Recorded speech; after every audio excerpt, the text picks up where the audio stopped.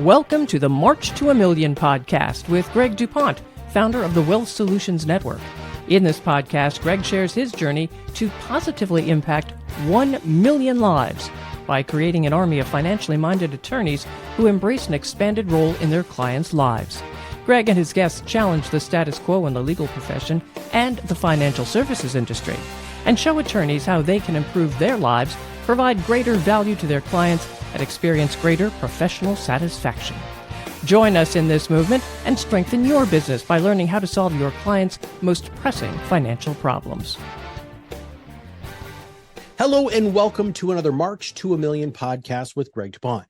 Last episode, we got to find out a little bit about Greg's history and most importantly, what this whole idea of March to a Million is. But today we're going to take some time to get to know Greg specifically. Greg, welcome to the show. Hello, Matt. How are you doing today? I'm doing very, very well. I'm really excited because I don't know these things about you, Greg. And so we're going to, not only am I going to learn, but so is our audience. So let's talk a little bit about what you do when you're not working. So how does Greg recharge his batteries? Can I say hell of a question, man? You can. I think so. Yeah. It is my podcast anyways, right? I can say whatever I want to say. I'm an acolyte of Dan Sullivan. Mm-hmm. And he's got his own method about having free days and focus days and all that stuff. And I struggle with this all the time because I get so much energy from what I do that I find myself when I'm in a situation like this, that I'm operating in what he calls a zone of unique ability. And that's how I get so much enjoyment from this. When I'm not doing this, I do unwind with my evening ritual, which anybody has heard me talk before in a public presentation or just probably seeing me. It is a Bombay Sapphire Martini, shaken, not stirred. And that's how I unwind on a daily basis. But to spend that time with my wife, Julia, and every once in a while we get blessed by a visit by my daughter, Sophie. And that's how I recharge. I have my fortress of solitude at home.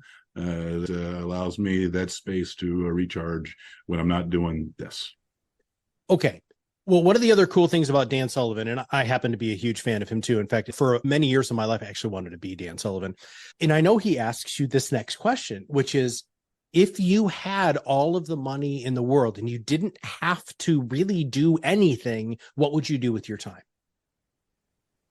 This. And I don't mean to be glib, because part of this outreach, what we are doing now, is the result of that self-reflection, those exercises that Dan puts us through in his program.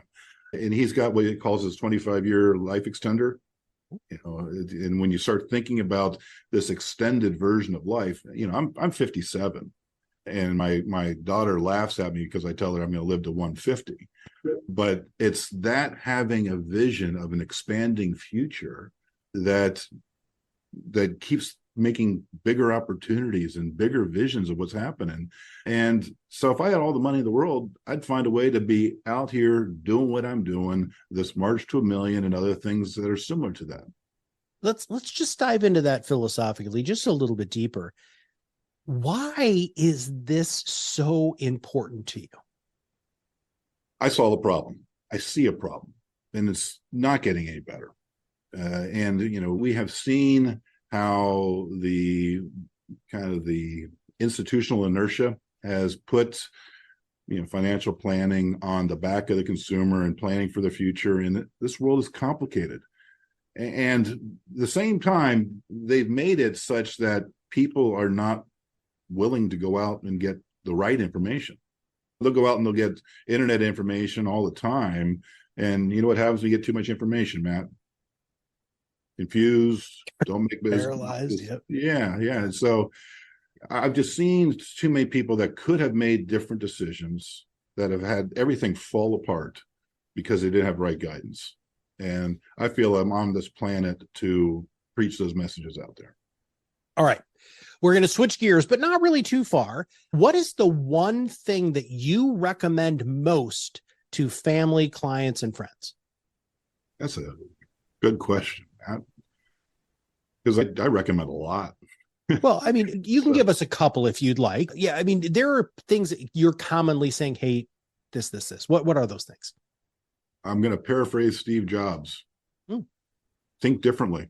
The times have changed. They're continuing to change, and the change ahead of us is going to be extraordinary. And if we continue to plan our lives, plan our business models around those old paradigms, we're going to be left behind. And so that's the number one thing I tell people, that you've got to be open to new ideas. And many times your belief structures are going to have to change. And we've got to be flexible. We've got to do this. And resisting that change, well, that just leads to internal dissonance and problems. There any books or music or TED Talks or anything that you find yourself consistently handing out? Obviously, again, being an acolyte of Sullivan, so many of his writings are applicable to different people, different points. I'm not sure if you've come across the recent book that he and Ben Hardy put out, 10X is easier than 2X. It's, I was talking to my coach this morning, and she says, yeah, just about every other client of mine has now got that, and she's not in the strategic coach circle. And so that's, for businessmen, that is a game changer to be looking at that.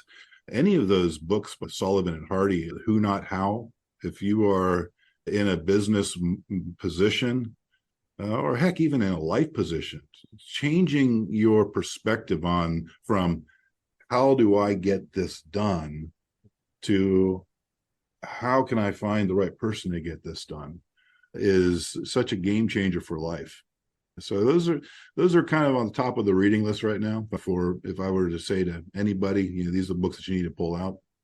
Who Not How is a game changer. I absolutely, that to me was a magnificent book. All right, next question. Before we leave that, because there's one other book that I failed to mention, actually two, that have for the last year have been the books I tell everybody they have to read, or at least review. One, Ray Dalio's book, Principles for Dealing with a Changing World Order. I'm not sure if you've come across that one, Matt, but that is an eye-opener that anybody that is planning to live for the next 15, 20 years needs to read and understand its implications. It chronicles the changes of the position of global economic dominance, going back to the Dutch Empire, the British Empire, et cetera, and maps it to ours as well, and what is probably on the horizon for us. We're not talking about an Illuminati kind of a new world order. We're talking about the changes that were happening right in front of our own eyes.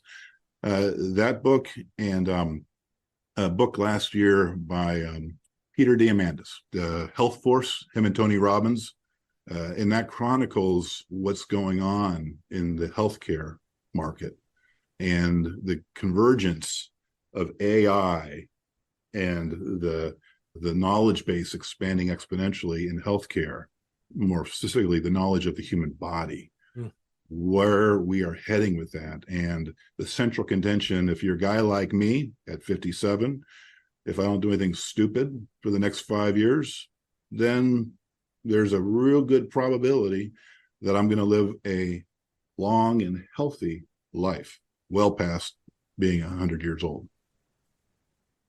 And I have a feeling we're going to be addressing some of those things in this podcast, especially when we're talking about the 6 pillars of what you do, because longevity is a huge component that needs to be addressed in the world of all of the documentation, all of real financial planning that needs to be done with you and your clients. All right. This is my favorite one of these questions. What is one thing that most people don't know about you that you're willing to share on the show? I was a really bad student. Oh, really? Well, you're like super educated now, man. Not really bad student, but chronic underachiever. Like many entrepreneurial minded guys, right? Have you heard of the Colby system, Colby scores? Yeah.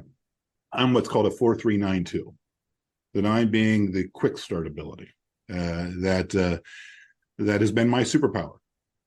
But it's also the 4 and the 3 tells me why it's also been kind of the thing that made me a happy C+B student not A plus student, because I picked up the concepts quick. My skill is knowing the big picture, knowing how to communicate it to people, how to make it simple. But that'll get you to be a C plus B student. Knowing the details gets you to being an A plus student.